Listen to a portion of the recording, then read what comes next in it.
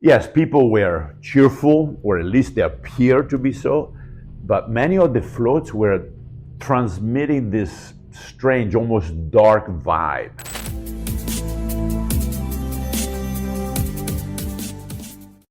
Well, guys and gals, last weekend was not Rio's Carnival, but Viareggio's Carnevale, which has been running for over 150 years, ranks top 10 in the world.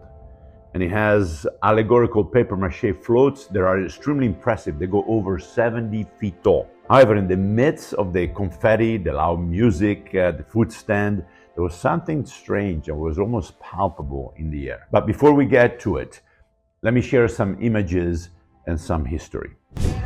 This was the very first cart that we saw. It's kind of interesting because it's an allegory, directed against the Vatican, obviously.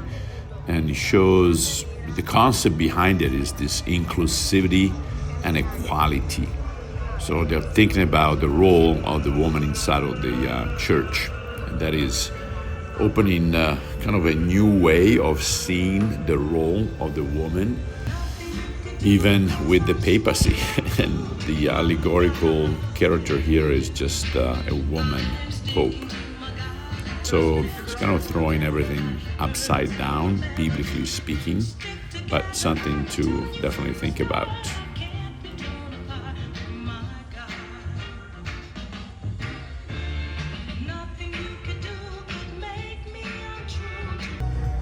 The second card, it's a bit bizarre. It was basically showing Frankenstein, the monster, as something that we look at when we see people that are different than us. We view them as basically monsters. And I think it was referring to the fact that we should not have any barriers. Everything is accepted, every behavior is accepted. Again, kind of pushing almost the LGBTQ transgender agenda in my mind.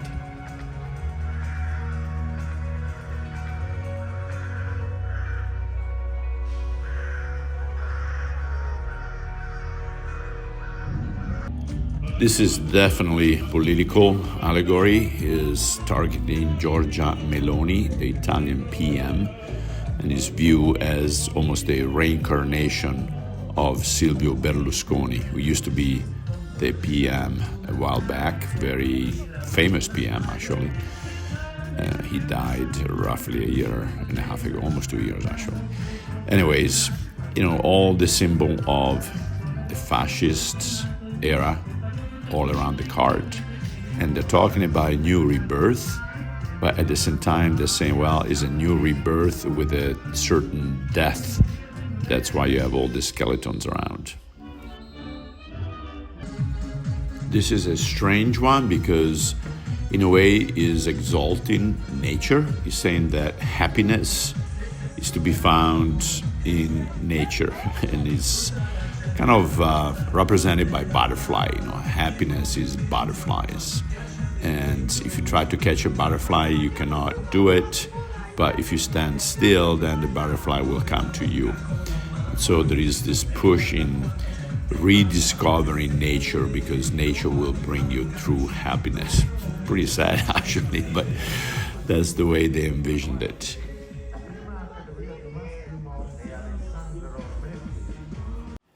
This big figure represents a tempest in the person actually of a shaman. So it's this spiritual figure that has to interact between us and, again, nature that's been destroyed. So he's going to create this terrible tempest that is going to clean up Earth, clean up everything that is evil. So we leave all of that in the hands of a shaman. Again, kind of sad, if you ask me.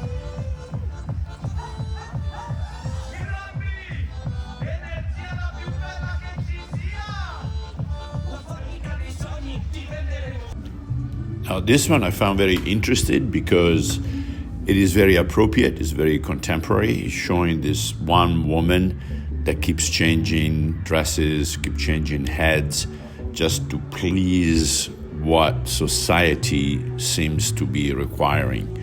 So appearance is the number one goal. They're searching, this person is searching for brands, is seeking after vanity, but in doing so is actually becoming a product herself and kind of loses her identity. So I thought that this one actually has a very strong message, positive message in a way, to basically say, hey, what are you searching for? What are you seeking after? So this is one of my favorites.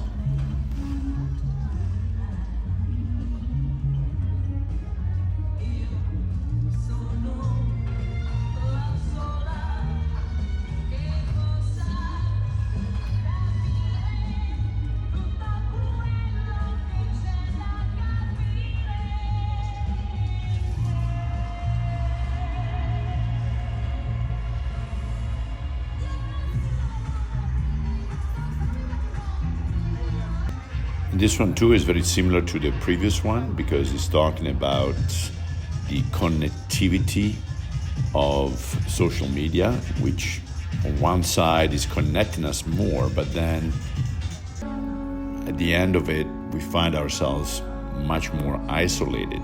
So you see that person that is kind of looking, thinking that they're interested, but then you see that he's becoming a monster.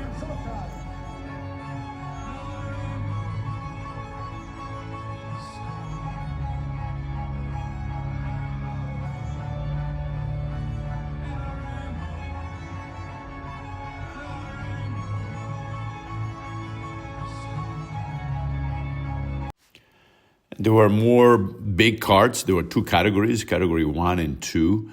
I think there are 12 cards in category 1 and probably another 6 or 7 in category 2. But these are some minors right here. And it shows little kids that are flying. Again, the concept of butterfly being the solution. Anyway, you have these little kids flying over world leaders and peeing on their heads, basically communicating that the young generation is not going to be affected by these leaders, and they have the solution. Again, good luck. And the last one that I want to feature is, again, nature becoming a monster and turning against us because we're not being kind to it. Some traditions say that it is a 4,000-year-old Egyptian festivity, and is celebrating the transition from winter to the spring. And once Alexander the Great conquered Egypt in the early 300 BC, the Greeks embraced the festival and gave it a religious connotation.